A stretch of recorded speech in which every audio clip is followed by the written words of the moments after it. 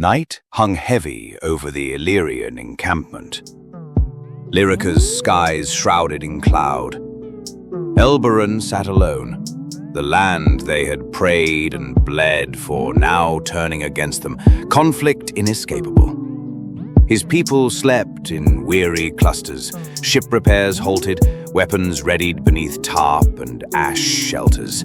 But Elberon could not sleep, with his burdens, command, prophecy, and lineage, heavy as lead on his chest.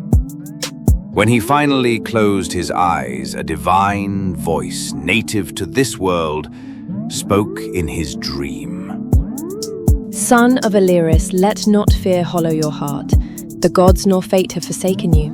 Journey upriver, past narrowing cliffs and folded hills to a site on sacred ground. Its king Zinedine honours old pacts and stands against Gothric and the Vandirans. There you will find an ally. Elberon woke before dawn, rose and summoned his captains. They journeyed upriver, where waters narrowed between moss-covered ruins and silent cliffs, relics of an older world half claimed by vines. At last, they beheld a rise of land crowned with ancient, weathered structures, noble despite their scars. And above appeared a great golden halo in the sky. Elberon felt it before he spoke, a pull in his blood. Hertha hummed through rustling leaves, whispering, "This is the place." The city was small but steadfast, built of stone, wood, and free of machinery. The Illyrians disembarked at the hill's base, climbing unarmed, bearing gifts. At the summit, King Zinedine awaited, aged and cloaked in worn regalia. His guards tensed, but he stepped forward when Elberon spoke his name. I come in peace, bearing Illyris's legacy, son of Elian, who once passed this way. Elian. Yes. I was young then, but I remember. That name endures here. Zinedine led Elberon and his captains to an ancient obelisk, darkened by age and soot, where the people offered tributes to Lathalis, the great champion of mankind, who once walked this land. Long ago, a terror dwelt here, Eucalypta, a giant who breathed fire and fed on flesh. He lurked in a cavern beneath this rock, preying on travelers, stealing their beasts and reducing their carts to ash. He recounted how Lathalis, passing through with Gerion's stolen cattle, had camped nearby. In the night, Eucalypta crept down, dragging several beasts backward into his cave to hide their tracks. But a stolen bull lowed from the darkness, alerting Lathalis. Enraged, he tore open the cliffside with his bare hands, stone crumbling under his strength. Flames and smoke billowed out as Eucalypta fought, vomiting fire, his cave a furnace.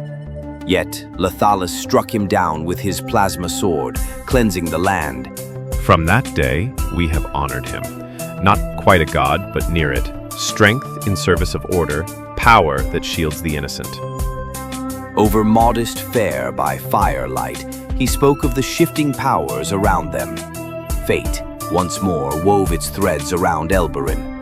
Zinedine, though lacking a great army, offered what he could: weapons, scouts, and his ships. Elberon accepted them with solemn gratitude. At dawn, the world trembled. The wind shifted, trees bending as something vast tore through the mist ahead of the marching host and landed. The Illyrians raised their rifles, the Galastraeans gripped their blades. As the haze cleared, a colossal figure emerged, a humanoid mecha, its obsidian hull gleaming, joints humming with plasma conduits. Its optics burned with otherworldly light, its 30-meter frame bristling with photon lances, graviton shields, and missile pods. Golden fire blazed in its eyes as it locked onto Elberon and knelt. Fear not, my son, for I am yours to command. Hertha. To aid her chosen son in war, Hertha had crossed the stars to Old Tup, the Autolect of fire and forge. In the molten core of a Dyson sphere, cradling a dying star, Old Tup crafted a divine warframe, forged for Elberon alone. The mecha opened its cockpit. Elberon stepped inside, silent. As it sealed around him, the army froze in fear and reverence. The warframe rose, servo motors humming, lumens flaring. From a height unknown to him, Elberon gazed down upon the world. The men below looked up, awe in their eyes as hope walked among them again.